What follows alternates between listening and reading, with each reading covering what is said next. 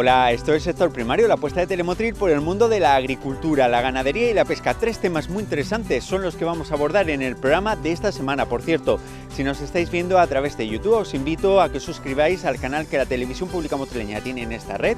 También a que activéis la campanita para así recibir las notificaciones sobre todos los vídeos interesantes que subimos a diario y además que nos regaléis un me gusta, un like en este vídeo para hacer que los contenidos lleguen a más personas. También podéis seguirnos en Sector Primario Telemotril en Facebook, nuestra página de Facebook, donde vais a poder encontrar información actualizada relativa a la agricultura, la ganadería y la pesca, además de temas muy interesantes y curiosidades sobre el programa. Entramos en materia y lo hacemos hablando de la propuesta que ha presentado el equipo de gobierno del Ayuntamiento de Motril en apoyo al sector pesquero de arrastre de Motril. Esta moción es un manifiesto que ha elaborado la Federación Nacional de Cofradías y aquí en Motril, concretamente en colaboración con la Organización de Productores Pesqueros y la Cofradía de Pescadores, han suscrito este manifiesto. Este manifiesto lo único que pretende es que no se le siga poniendo obstáculos a la pesca de arrastre. Entendemos y estamos, por supuesto, como administración pública del lado del sector de la pesca, que no se le pueden poner más obstáculos, más trabas. El plan de demersales que hay actualmente y que se pretende poner en marcha, lo único que hace es clavarle un rejón de muerte al sector de la pesca y en concreto a la especialidad de arrastre. Nosotros pedimos en este manifiesto, el sector pesquero pide en este manifiesto que se les deje por lo menos faenar un mínimo de 190 días, ojo, no para vivir, sino para sobrevivir, para subsistir. Estamos hablando de un sector que está muy castigado, que ha tenido que afrontar una situación durante la pandemia con el COVID-19 muy complicada y que lo que tenemos que hacer desde las administraciones es tenderles la mano y es ayudarles. Estamos hablando de un sector que día a día sale a faenar y sale a pescar para traer productos pesqueros y productos frescos a nuestra lonja y a nuestras mesas y tenemos que potenciarlo. Desde luego que es un gran potencial económico, de desarrollo, etcétera, y es el único puerto y la única herramienta de pesca que tenemos en nuestra provincia de Granada, por lo tanto tenemos que apoyarla. Este manifiesto lo que pide, como bien digo, es que haya unos días mínimos que se les deje faenar, que no se le quiten más días para poder salir a pescar, porque eso sería que desapareciera el sector de arrastre, en este caso la modalidad de arrastre. Y nosotros tenemos que decir una cosa, precisamente esta modalidad de arrastre ha sido y es una modalidad ejemplar que día a día está, primero, trayendo productos de máxima calidad y segundo, tenemos un ejemplo muy cercano con el proyecto que tenía de Ecopuertos, que han traído las basuras marinas para que no se contamine nuestro mar. Quiero decir, nuestro sector de arrastre, nuestro sector de la pesca es un sector sostenible y se ha demostrado además con estudios científicos que avalan este manifiesto. Por lo tanto tenemos que decir que pedimos al Gobierno de España, pedimos también a la Comisión Europea que tome en cuenta este manifiesto en apoyo a las cofradías de todo el territorio nacional, pero por supuesto a nuestra pesca de Motril y a nuestra pesca de arrastre. Ángela, hay que decir que este tema lo hemos hablado alguna vez también con el patrón mayor de los pescadores, con Ignacio López, lo hemos reflejado, pero para la gente que no lo sepa, hay que decir que prácticamente ahora mismo en Motril está faenando un tercio de la flota que había a lo mejor hace 10 o 15 años, con lo cual primero se ha reducido la flota y segundo hay que decir también que los pescadores ya vienen de realizar una reducción del esfuerzo pesquero en años anteriores. Por eso lo que tú decías de que ya la situación se hace prácticamente insostenible. Es que tenemos que tener las cosas muy claras desde las administraciones públicas y ahora mismo hablo en nombre del ayuntamiento. El sector de la pesca mantiene a muchísimas familias, de forma directa y de forma indirecta. Estamos hablando de muchas familias, como bien digo, que mueven la economía circular, porque al final, para que un restaurante tenga pescado, tiene que venir alguien que lo traiga del mar. Tiene que haber, para que las pescaderías, los usuarios, los consumidores puedan ir a comprar, tiene que haber barcos que vayan a pescarlo. Por lo tanto, es que estamos hablando de subsistencia de un sector primordial, al igual que el agrícola, que han estado siempre ahí, en primera línea, para defendernos y para sacarnos a flote. y el ejemplo más claro lo tenemos con la pandemia. Y como bien estaba usted comentando, efectivamente, la flota ha venido reduciéndose, pero precisamente por eso, porque necesitamos más apoyo, más ayuda y menos trabas. Necesitamos un esfuerzo por parte de las administraciones, al igual que está haciendo el esfuerzo el sector de la pesca. Tenemos que decir que, bueno, que de alguna forma las normativas las tenemos que hacer escuchando al sector. Las leyes las tenemos que hacer de mano del sector, las tenemos que hacer escuchando la voz del sector. Y este manifiesto lo que recoge es la voz del sector. Por lo tanto, pedimos el apoyo de todos los grupos políticos y por supuesto que se tengan en cuenta esta iniciativa tan importante para que nuestros pescadores puedan seguir faenando, puedan mantener a sus familias y a todas las familias que conlleva la economía circular que trae el sector de la pesca. Sobre todo también decir que nuestros pescadores puedan faenar y puedan trabajar en igualdad de condiciones que lo hacen, por ejemplo, los del resto de Europa, ¿no? Sí, precisamente no tenemos por qué diferenciar. ¿Qué diferencia tiene, lógicamente, Francia, Italia y España? Tenemos que gobernar y tenemos que legislar para todo, garantizando la sostenibilidad, por supuesto, pero también garantizando la sostenibilidad marina y también, por supuesto, la sostenibilidad del sector que tanto ingresos genera.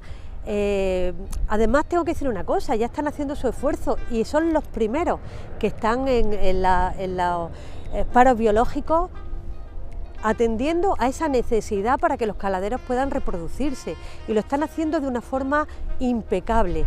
Ya es un sacrificio muy grande que además, como bien digo, no le podemos poner más trabas. Lo que no se puede hacer es legislar desde los despachos. Tenemos que legislar escuchando al sector, escuchando a la voz del sector, y en este caso la voz tan importante que son nuestros armadores, nuestros pescadores y, bueno, en este caso, pues con lo que a mí me corresponde, el sector de la pesca de Motril. Esta moción del Ayuntamiento es una muestra más del apoyo del equipo de gobierno al sector. Bueno, nosotros lo tenemos clarísimo desde el Ayuntamiento, y en lo que a mí concierne como concejala de pesca me voy a dejar la piel. Nos vamos a dejar la piel todo el gobierno para defender a nuestro sector. Es un potencial importantísimo de desarrollo económico, turístico, en definitiva, un potencial importantísimo que no podemos dejar perder y que tenemos que apoyar e impulsar. Es más, bueno, lo tengo que decir, a pesar de la crisis, a pesar del COVID, quizá todos los impulsos y todo el trabajo que se está haciendo desde la cofradía y en colaboración con el Ayuntamiento y la Organización de Productores Pesqueros, bueno, pues tengo que anunciar algo muy importante que a mí me llega y me llena de satisfacción.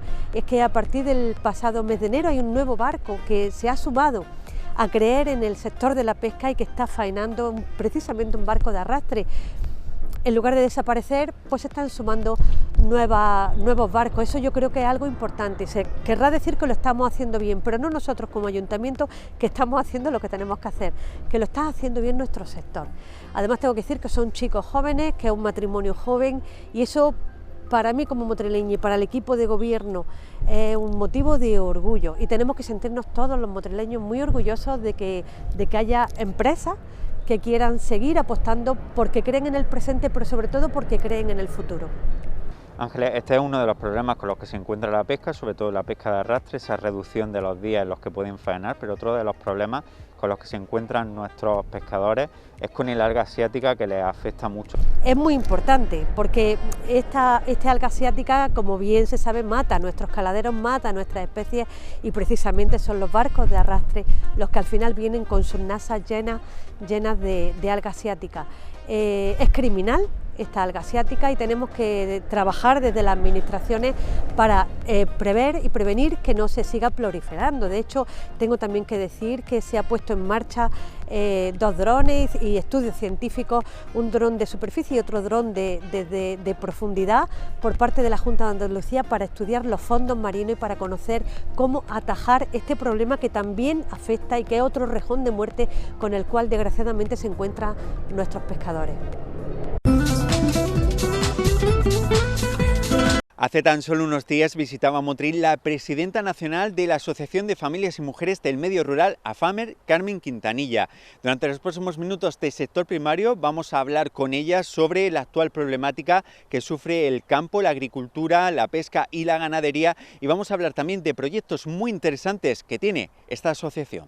AFAMER es la Asociación de Familias y Mujeres del Medio Rural, que nació en el año 1982, cuando todavía muchos pueblos de España no tenían agua corriente, o cuando posiblemente la iluminación eléctrica de las calles era un latiguillo con un casquillo y una bombilla. Allí nacimos nosotras.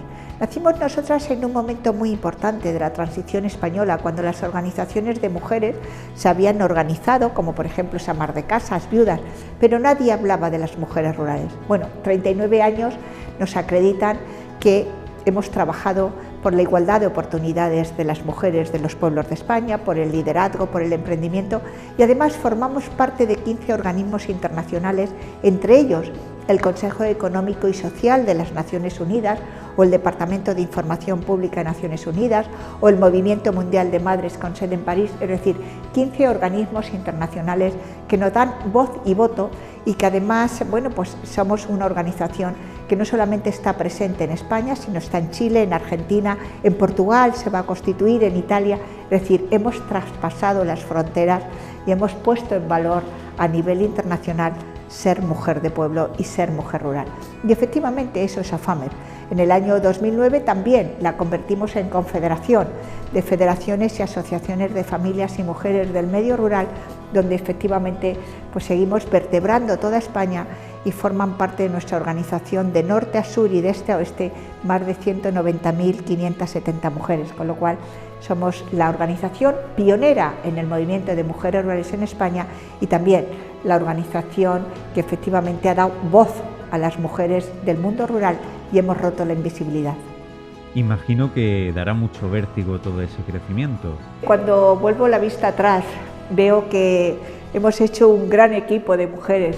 Somos una gran familia de mujeres rurales en toda España, pero sobre todo quienes me han acompañado durante estos 39 años. Mujeres como la presidenta de AFAMER Andalucía, mi querida amiga Inmaculada Torres, que indiscutiblemente en primer lugar cogió la bandera de AFAMER Granada y después ha seguido construyendo este AFAMER Andalucía. Somos un gran equipo de mujeres que creemos en nosotras mismas, que creemos en la igualdad y que además queremos ofrecerle a las nuevas generaciones, a nuestras hijas y a nuestras nietas, que hablar de igualdad es abrir la puerta de la libertad y abrir la puerta del compromiso de nosotras mismas, ¿no?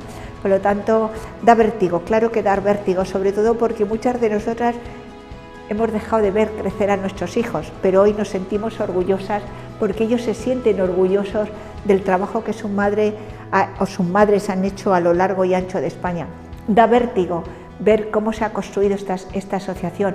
La hemos construido en un primer momento con un 2 caballos, pueblo a pueblo, un 2 caballos Citroën, haciendo aquello que sabíamos hacer, llevar el mensaje de esperanza y de libertad a las mujeres de los pueblos de España, a las mujeres rurales. Así lo hemos construido, día a día, como hormiguitas que hemos creído que realmente hablar de igualdad es hablar de futuro.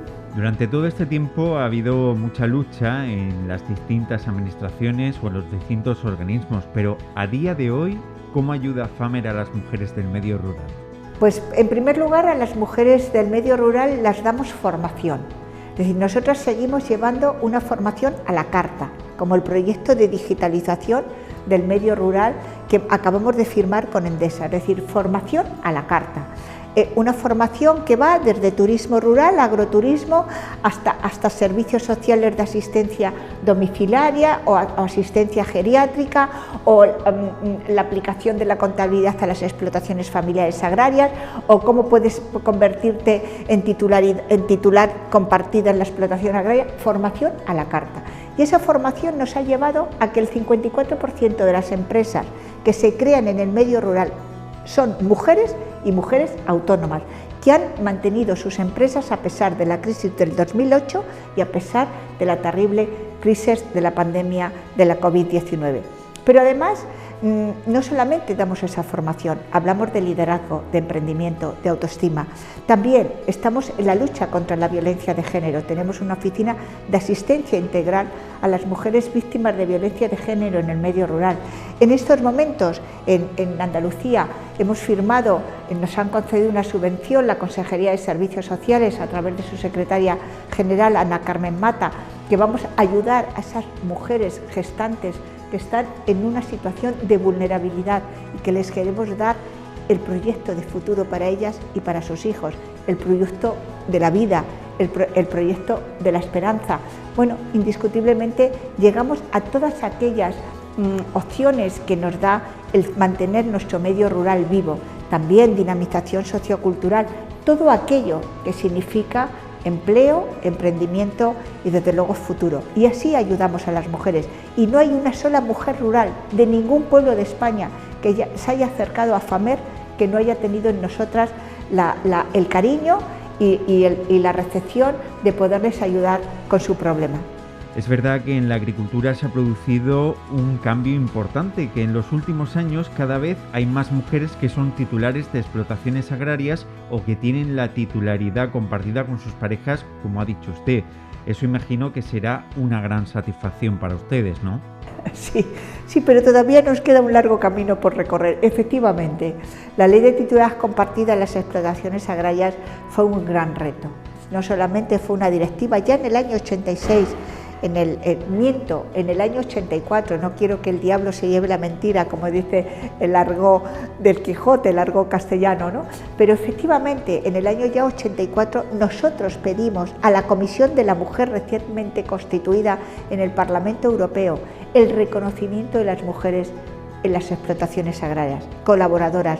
¿Cuántas mujeres siguen dando de beber al ganado, de comer al ganado, de ordeñar a las vacas, de ordeñar a las ovejas? Todavía existen miles de mujeres en España que son esas colaboradoras invisibles, sin dar de alta y sin derecho propio. La ley de titularidad compartida vino a decirles a las mujeres: aquí hay una ley que recoge por primera vez en la historia de España, en la reciente historia democrática, pero también de Europa, porque somos pioneras en esa ley de titularidad compartida de las explotaciones agrarias, donde por primera vez dan derechos sociales, jurídicos, civiles a las mujeres. Desgraciadamente, esa ley no ha tenido la proyección que esperábamos de ella, que creíamos que alrededor de 200.000 mujeres podían ser titulares colaboradoras en las explotaciones agrarias, cotitulares de esa explotación. Bueno, desgraciadamente en España solamente hemos llegado a unas 708 mujeres en toda España, y en la provincia de Granada desgraciadamente solamente hay una mujer. Pero es verdad que cada día más mujeres jóvenes están rompiendo la masculinización de las explotaciones agrarias, y más mujeres jóvenes se incorporan no solamente para ser titulares de explotaciones agrarias, sino también para ser socias de las cooperativas agrarias de los pueblos de España, porque bueno, se quedan viudas, se divorcian, se quedan como titulares de la explotación e inmediatamente quieren ser socias de esa cooperativa, y donde hago yo un llamamiento a las propias mujeres, donde no solamente sean socias, sino que apuesten por estar en los consejos rectores, porque el talento femenino es necesario para romper la discriminación. Carmen, es verdad que la línea de trabajo que sigue FAMER dista un poco de la pregunta que le voy a hacer ahora. Ustedes trabajan por las mujeres, por el desarrollo personal y la creación de oportunidades para las mujeres del campo, pero ¿cómo ven desde la asociación la crisis que está atravesando ahora mismo el sector agrario, con esos precios bajos, esas importaciones de productos incontrolados y el resto de los problemas existentes en el sector primario? Nos indigna. Es totalmente indignante que todavía no hayamos sido capaces de dar la dignidad que se merece el mundo agrícola y ganadero en España, porque no podemos olvidar, nuestra mesa, nuestra despensa ha estado llena en esta terrible tragedia, porque ha habido unos hombres y mujeres que todos los días se levantaban, iban al campo para que nuestras despensas y nuestra mesa estuviera llena de alimentos. No hemos pasado hambre, no ha habido desabastecimiento en los supermercados, porque ha habido un mundo rural, la agrícola y el ganadero, que ha mantenido el que efectivamente las familias pudieran consumir los productos del campo. Por lo tanto, me indigna que no seamos capaces de defender a nuestros agricultores y nuestros ganaderos con unos precios justos. Los agricultores y ganaderos no queremos subvenciones, queremos precios justos, queremos que se nos pague por nuestros productos aquello que valen y no que desgraciadamente tenemos algunos productos agrarios, por no decir casi todos, que tienen el mismo precio que hace 20 años. Por lo tanto, puede usted imaginarse, no habría agricultura ni ganadería si no hubiera mujeres rurales en los pueblos de España. Carmen, nos has contado antes un poco la labor que vosotros realizáis con respecto a las mujeres, pero vamos a entrar un poco más de lleno en cuáles son los proyectos que estáis desarrollando ahora mismo. Pues mira, estamos desarrollando un proyecto fantástico en todos los territorios Endesa, que es Andalucía, claro está, en Aragón, en Galicia, en Cataluña, en Extremadura, en Madrid, en Baleares y en Canarias. Un proyecto que, bueno, para nosotras es muy importante porque Endesa es marca España, Endesa es una empresa de la energía, pero una energía renovable, una energía limpia, una energía asequible y que, bueno, como consecuencia de esta terrible tragedia de la COVID-19 que todavía no ha terminado, pues Endesa quiso tener un gran compromiso a través de uno de los pilares fundamentales de la empresa, que era la responsabilidad social corporativa. Dotó a su proyecto de 25 millones de euros y dentro de esos proyectos quisimos apostar en firmar un convenio con Endesa. Endesa nos recibió con los brazos abiertos, que es iluminación digital para la pequeña y mediana empresa en el medio rural. Este proyecto tiene dos patas. Una es formación de 15 horas de iluminación digital en saber comprar online, en la firma digital y también en los conocimientos mínimos de la digitalización, porque el que hoy no aprenda de esa digitalización será un analfabeto como en el siglo XIX el que no sabía leer ni escribir. Por lo tanto, hay que apostar, porque esa digitalización nos lleva al empleo, nos lleva a la igualdad y nos lleva a un proyecto de futuro. Y luego la otra pata de este magnífico proyecto, de este magnífico convenio, es formar a 189 empresas en la venta online para que sean competitivas en pueblos de menos de 15.000 habitantes, para que sean competitivas con empresas del medio urbano, ¿no? Entonces, vamos a enseñarles a la venta online, las vamos a enseñar también a la firma digital y desde luego le vamos a enseñar dentro del proyecto el coste energético de su empresa, que está teniendo una gran aceptación. Bueno, este proyecto se les creará a esas empresas la plataforma digital para la venta online y también será todo gratuito y también se les regalará un ordenador cuando termine su formación. Por lo tanto, es un proyecto que habla de futuro, es un proyecto que habla de empleo y es un proyecto que pone en valor lo que desde Endesa y desde AFAMER queremos hacer con efectivamente con el futuro de España, con el futuro de las zonas rurales en la lucha contra la despoblación. Bueno, estamos desarrollando en estos momentos un proyecto de concienciación y sensibilización en la lucha contra la violencia de género. Saben ustedes que cuanto más pequeño es el pueblo, menos denuncia hay. Es decir, en estos momentos los datos que tenemos es que en los pueblos de entre 20.000 y 50.000 habitantes la denuncia llega al 86%, en los pueblos de entre 5.000 y 1.000 habitantes la denuncia baja a un 66%. El silencio de las mujeres en el medio rural sigue siendo una realidad, porque todavía importa el qué dirán, todavía importa pues cómo me voy a separar, qué disgusto voy a darle a mis padres, qué va a ser de mis hijos. Esa es la realidad todavía de esas mujeres que además, desgraciadamente, de las 45 mujeres que fueron asesinadas por el maltratador el año pasado, por los maltratadores, 11 de ellas eran de pueblos de menos de 5.000 habitantes. Por lo tanto, estamos viviendo el drama todavía de la violencia que sufren las mujeres por el mero hecho de ser mujer. También tenemos un proyecto fantástico que es Turisabor. Turisabor es un proyecto de formación a la carta, de formación online, donde formamos a agentes del turismo rural, del agroturismo, del turismo etnológico, del turismo cultural, del turismo histórico, de cualquier pueblo de España, pero sobre todo dentro de la Agenda 2000, de la Agenda de Espacios Naturales. Vamos siempre a espacios naturales, a parques nacionales o a parques naturales. Bueno, este proyecto tiene en estos momentos una demanda de 200 alumnos que no han podido hacerlo, y puedo asegurarle que tenemos alumnos americanos de Estados Unidos, de Polonia, de Rumanía, y también este proyecto le da al turista la posibilidad de hacer ese turismo que demanda a través de nuestra página, de nuestra plataforma digital, pero también con 409 empresas que están inscritas en el proyecto de Turisabor, y que esas empresas ofrecen a ese turista pues la compra de productos agroalimentarios locales, de la huerta a la mesa, o poder hospedarte en un hotelito en los Picos de Europa o en el Parque Nacional de Cabañeros, en una casa de turismo rural. Es decir, es un proyecto tremendamente importante y muy atractivo, ¿no?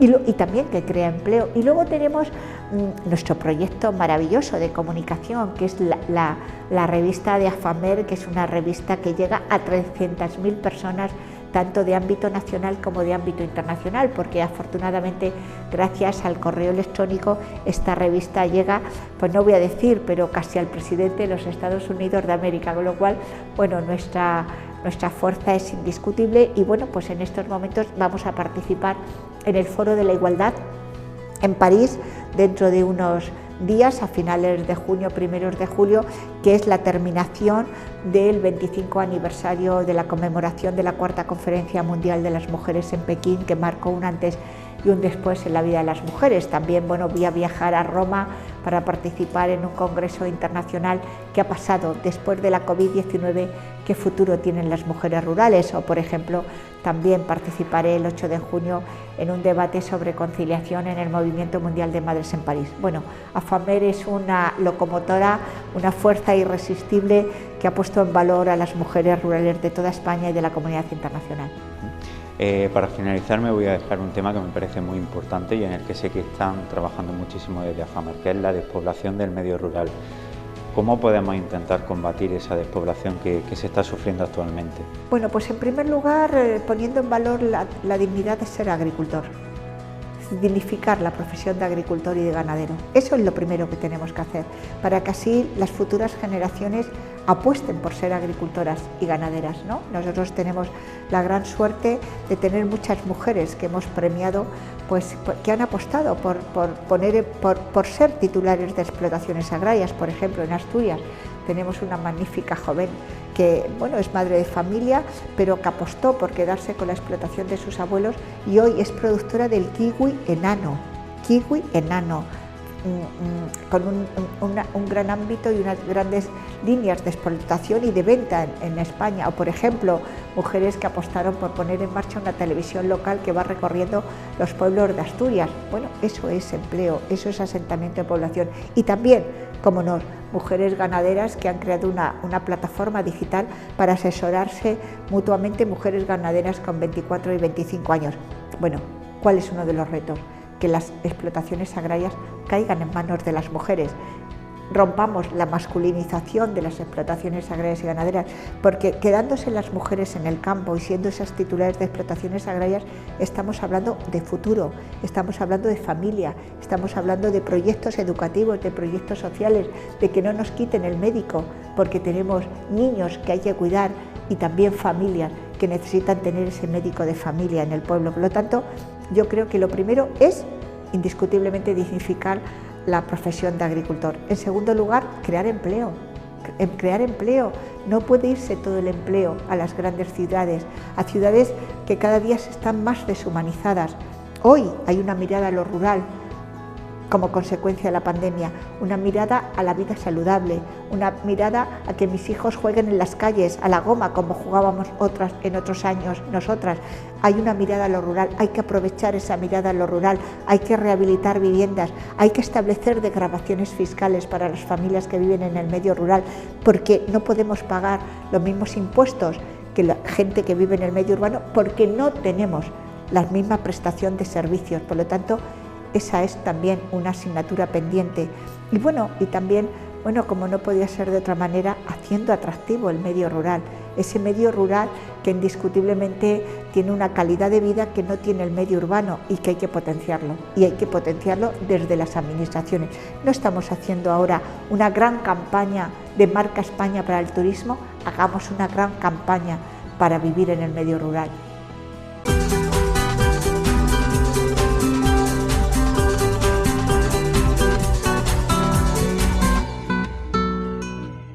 Os contamos más cosas interesantes durante los próximos minutos desde el sector primario. Miguel Martín Almendros, el médico de Naturalia, nos cuenta qué es la diarrea y sobre todo cómo podemos evitarla.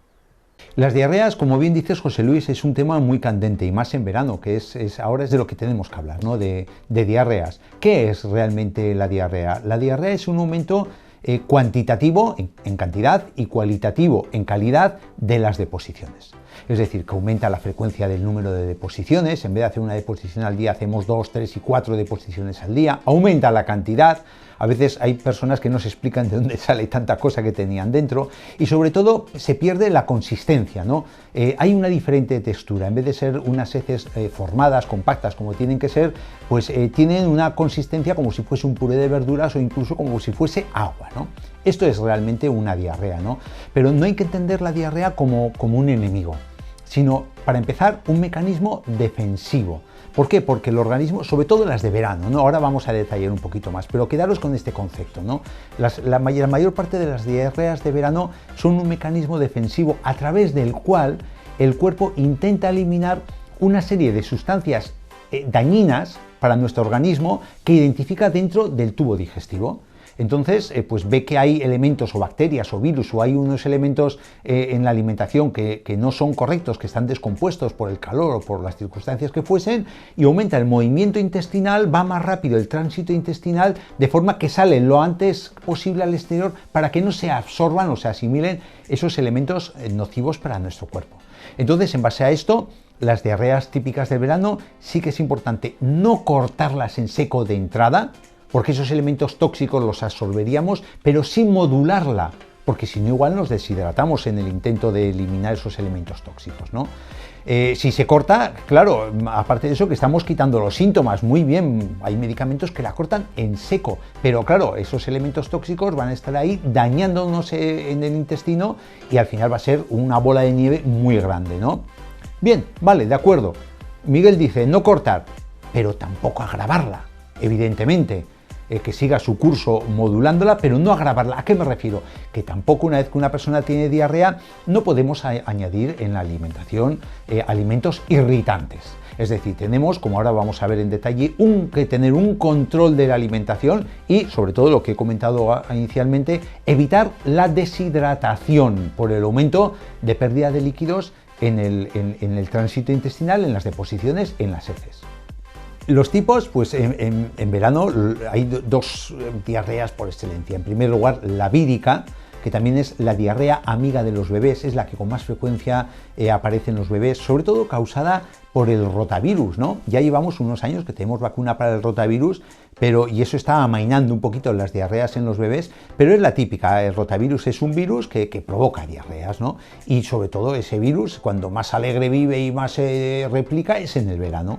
Y sobre todo en los cuerpecitos de los bebés que no tienen defensas frente a ese rotavirus, porque una vez que tú ya has tenido una diarrea de rotavirus es como si te hubieses inmunizado, te has vacunado.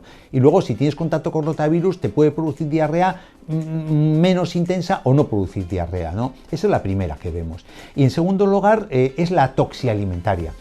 ¿A qué me refiero? Ya son bacterianas, son diarreas que son causadas por los alimentos en mal estado, en mala conservación. En verano es típico que muchos alimentos, por ejemplo, que tienen que tener una cadena de frío, helados, la leche, los huevos, pues es muy fácil que se rompa esa cadena de frío. Y con las altas temperaturas, pues se rompen, se descomponen esos alimentos, ¿no? Entonces un alimento mal conservado, pues empieza a descomponerse y eso favorece que microorganismos patógenos que están en el mismo alimento, tipo Salmonella, Campylobacter, Escherichia coli, pues se repliquen con facilidad porque es un caldo de cultivo muy bueno y entonces nosotros cuando lo tomamos pues estamos metiendo un alimento en mal estado, además rico en bacterias que nos van a afectar a nuestro organismo, ¿no?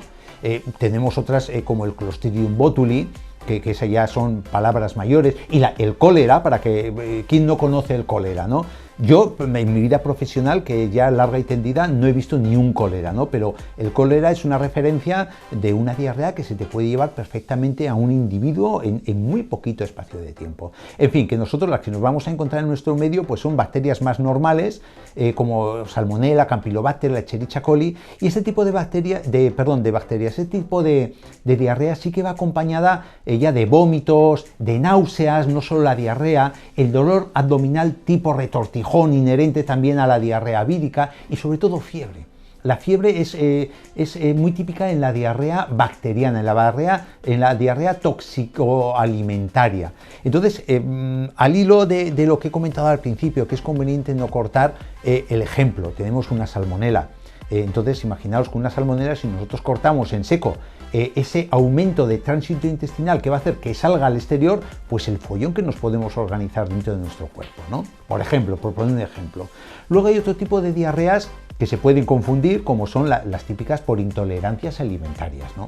Entonces, esas diarreas por intolerancias alimentarias realmente es que nos falta una enzima, nos faltan determinados enzimas a determinadas personas, pues para descomponer los alimentos. Entonces, los alimentos no se descomponen en su totalidad y al no descomponerse se generan unos elementos que no son aprovechables por el cuerpo y actúan como cuerpos extraños y nuestro cuerpo intenta eliminarlos. Con lo cual, pues aumenta el flujo de agua a nuestro intestino y el movimiento intestinal para intentar arrastrar esa posible amenaza que nos puede lesionar la mucosa al exterior. Eso, por ejemplo, ¿dónde nos encontramos intolerancias alimentarias? En el gluten y en la lactosa. Las personas que no toleran porque les falta lactasa o les falta enzimas que vayan a metabolizar correctamente el gluten. Este tipo de diarreas, pues en un principio requieren una asistencia médica, requieren un estudio y requieren otro tipo de planteamiento al que vamos a hacer ahora. Otra diarrea típica en verano es la ocasionada por fármacos. ¿A qué me refiero? Pues que es muy típico infecciones, sobre todo en los niños, por cortes, por infecciones en la piel, por resfriados con los cambios de temperatura del agua y requieren muchas veces el uso de antibióticos, ¿no? Entonces el antibiótico mata a las bacterias malas, pero desgraciadamente también mata a las bacterias buenas que tenemos en el intestino, es la microbiota, y entonces se produce un problema de mala absorción, de mala digestión acompañado de diarreas. Otro tipo de medicamento que puede provocar diarreas son los citostáticos. ¿A qué me refiero? Es, por ejemplo, una persona que desgraciadamente tiene cáncer y está siguiendo una quimioterapia. O, por ejemplo, el uso del metotrexato en las patologías autoinmunes. Son medicamentos que también alteran la flora intestinal. Entonces esto ya requiere una asistencia médica porque vamos a necesitar el aportar prebióticos y probióticos, que al final vamos a decir lo que son, ¿no? Y también el uso de laxantes, los laxantes acaban dando una diarrea crónica, o sea que mucho cuidadito con los laxantes, ¿no? Luego hay otras patologías digestivas, como la enfermedad de Crohn, el síndrome inflamatorio intestinal, la colitis ulcerosa, que ya no son por situación externa, por agentes externos que nos provoca esa respuesta de nuestro cuerpo, sino que es por un problema interno, ¿no? Sobre todo por un sistema inmunitario que se ha vuelto loco, entre comillas, y ataca a las células de nuestro aparato digestivo. Y luego, por poner un ejemplo ya más particular, pues cuando tenemos una persona que se ha hecho un bypass gástrico con una obesidad mórbida, eso es la operación del estómago, que se llama para quitar kilos.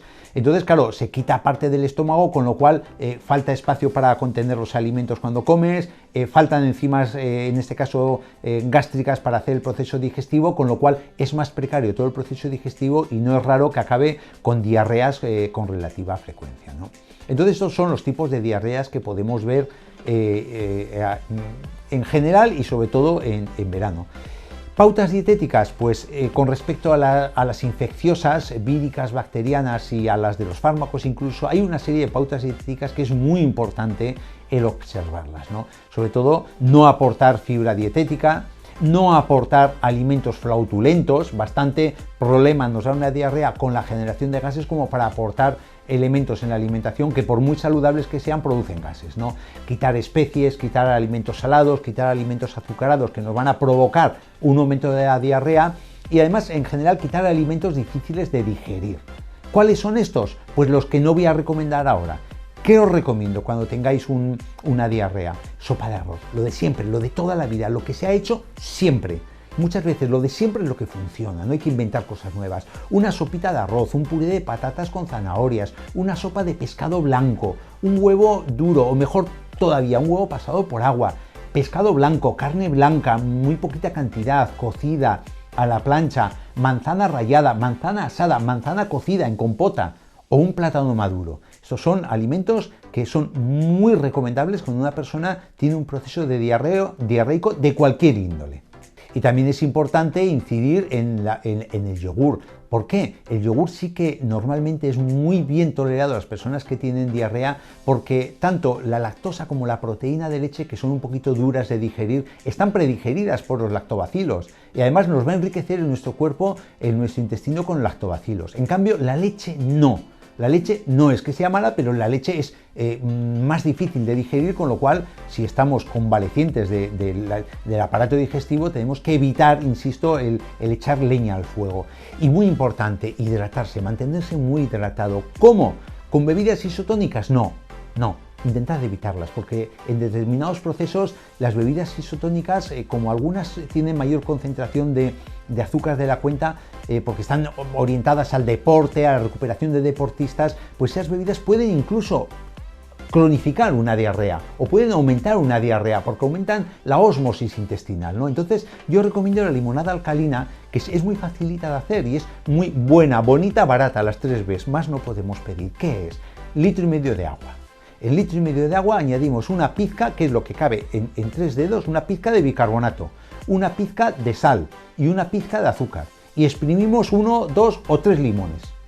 Eso lo movemos, ahí tenemos una limonada alcalina. A tomar poco a poco, dependiendo de la tolerancia. ¿Y de qué va a depender esa tolerancia? Hay unas etapas porque estos alimentos que os he aconsejado, no de golpe tienes que empezar a tomar estos alimentos porque sean saludables para la diarrea. Va a depender de qué situación tengas con la diarrea. Por ejemplo, inicialmente, si tienes una diarrea que se acompaña con vómitos profusos, entonces, claro, no vas a poder tomar ni una simple sopa de arroz. Entonces, lo que tenemos que tomar es o bien agua o bien limonada alcalina a sorbos. Muchos pequeños sorbos continuados en el tiempo, dependiendo de la tolerancia, ¿no? Hombre, ya, si con una dieta líquida, como puede ser el agua y la limonada alcalina, no la toleramos y siguen los vómitos, entonces sí que tenemos que acudir a nuestro médico de atención o médica de atención primaria o al centro de salud por urgencias, pues para que nos hidraten parenteralmente por una infusión intravenosa o bien nos pongan intramuscular un antiemético para que podamos tolerar a sorbos esa hidratación, que es lo importante. Entonces, una vez que nosotros vayamos tolerando esa hidratación oral poco a poco, ya pues podemos entrar ahora sí con caldos desgrasados, con un té reposado, con un tipo de líquido un poquito más consistente, ¿no? Que nos mantenga un poco en el tiempo. Cuando ya veamos que sí que toleramos tanto la hidratación oral líquida como este tipo de aporte también de líquido, pues ya podemos intentar entrar en una dieta un poquito sólida y astringente, ¿no? Con alimentos suaves, como he comentado, cocinados sin grasa, sin fibra, en pequeña cantidad, lo que os he comentado antes, ¿no? La sopa de arroz, la sopa de fideos, las patatas cocidas, el pollo pescado blanco, la manzana rallada, plátano maduro, etcétera, etcétera, etcétera, teniendo en cuenta la importancia del yogur natural. Pero en esta fase también tenemos que seguir hidratándonos con la limonada alcalina. Y por último, cuando ya nuestro cuerpo asientan los alimentos que son blandos, podemos introducir la fibra poco a poco, a ver cómo nos va asentando, y siempre dejar para el final los alimentos fuertes, que son las legumbres, las ensaladas, los crudos, las frutas crudas, los cereales integrales, la leche, eso dejarlo para el final. Destacar, por último, que siempre que tenemos una diarrea, nuestro cuerpo va a tener una respuesta reactiva, es decir, como se ha vaciado por dentro, nuestro cuerpo va a tener un estreñimiento reactivo. Entonces ahí no se os ocurra intentar regular el ritmo intestinal porque se regula solo. Es una respuesta reactiva, entonces no toméis un laxante porque si no vamos a aumentar la bola de nieve y vamos a tener más problema que beneficio. Nuestro cuerpo se acaba regulando solo. Y muy importante, el aporte de prebióticos y aporte de probióticos, ¿no? Lo podemos tomar en la alimentación, como puede ser un kéfir, como puede ser un yogur, como puede ser alimentos fermentados, como el té kombucha es muy interesante, los encurtidos o ya preparados que se dispensan en herbolario, en farmacia, pues que tienen prebióticos, que es el abono que necesitan nuestras bacterias para desarrollarse, y probióticos, que es una variedad amplia de bacterias que son inherentes a nuestro intestino y que habrán salido dañadas pues por ese proceso toxinfeccioso, vírico o farmacológico. Esto por el momento. En tan solo unos días volveremos con más temas relacionados con la agricultura, la ganadería y la pesca. Será como siempre aquí en Sector Primario, en Telemotril. Recordaros que podéis acceder al contenido íntegro de todos los programas, tanto en el canal que la Televisión Pública Motrileña tiene en YouTube, al que por cierto os invito a que os suscribáis y que activéis la campanita para así recibir las notificaciones sobre todos los vídeos interesantes que subimos a diario. También os pido que nos regaléis un me gusta, un like en este vídeo para hacer que los contenidos lleguen a más personas. También podéis encontrar este y el resto de los programas, tanto del Sector Primario como de los programas de Telemotril, en nuestra página web www.telemotril.com. Además, os invito también a que nos sigáis en Facebook, Sector Primario Telemotril, una página en la que vais a poder encontrar información actualizada sobre agricultura, ganadería y pesca, temas muy interesantes, muy curiosos y también cuestiones internas sobre el programa. Como siempre os digo, que seáis felices, que sembréis muchísimo optimismo y que sigáis utilizando la mascarilla, que ya nos queda muy poquito.